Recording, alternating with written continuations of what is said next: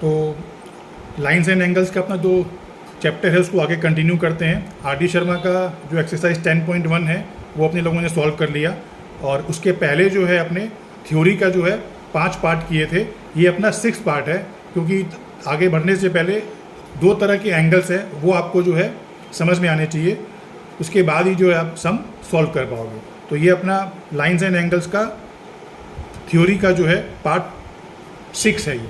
इसमें अपने 2 एंगल समझेंगे। पहला एंगल जो है वो है एडजेसेंट एंगल्स। अब एडजेसेंट एंगल्स होता क्या है, इसमें देखिए जो एडजेसेंट एंगल्स है इसमें जैसे आपके 2 एंगल बन रहे हैं, एक एंगल हो गया ये और एक एंगल हो गया ये। इसमें कौन कौन से ऐसे जो कंडीशंस है वो नेसेसरी हैं। पहला, इनका जो वर्टेक्स है वो सेम होना चाहिए, सेम वर्टेक्स। वर्टेक्स माने जहाँ पे एंगल जो है वो फॉर्म हो रहा है। Number 2, 1 common arm should be there, 1 common arm होना चाहिए। और एक एंगल के आपके पढ़े थे 2 आर्म होता है, तो एक आर्म तो जो है आपके कॉमन हो गया, तो दूसरा जो आर्म है जो जिसको अपने बोल सकते हैं अनकॉमन आर्म,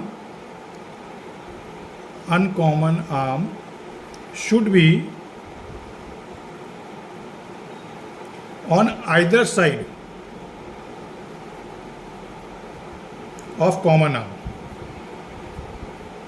और आप बोलोगे सर आपने तो ये जो है खाली से पढ़ के समझा दिया है बट कुछ समझ में नहीं आया, तो अपने इसको जो है आपके समझते हैं प्रैक्टिकली।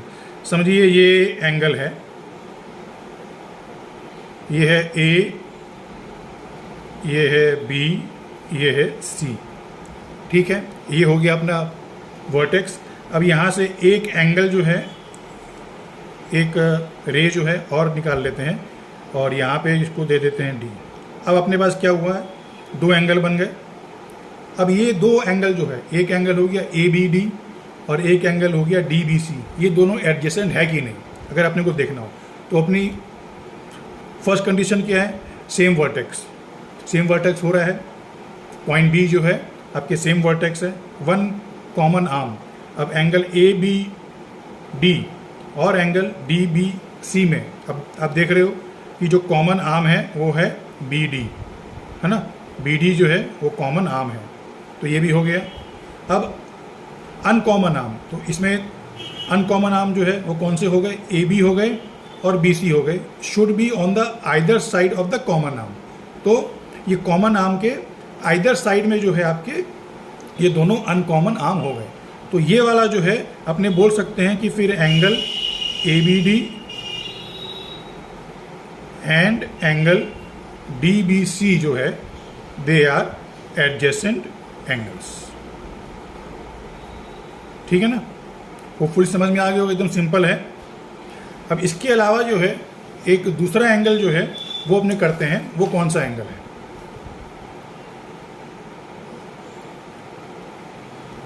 वो है linear pair of angles, linear pair of angle.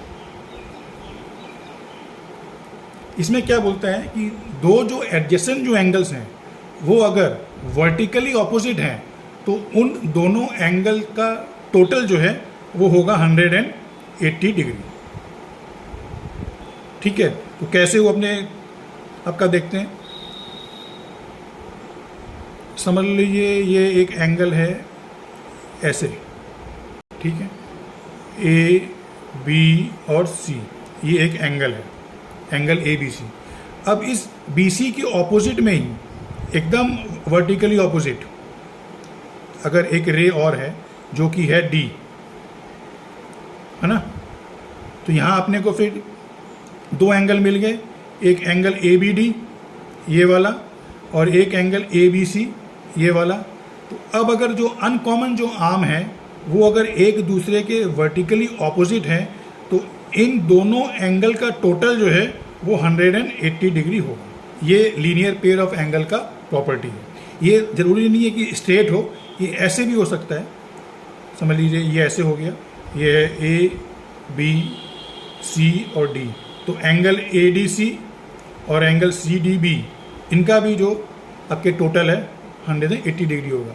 Condition यही है कि they should be vertically opposite होना चाहिए एकदम। तो ये आपका दो जो है एंगल की प्रॉपर्टी है जो अपने को आगे के जो सम सॉल्व करेंगे एक्सरसाइज उसमें अपने को यूज आएगी। तो इन दोनों को जरूर से आप समझ लें। कोई कन्फ्यूजन हो तो फिर से मुझे डीएम कर सकते हैं, फिर मैं और वापस जो है वीडियो में समझा दूँ।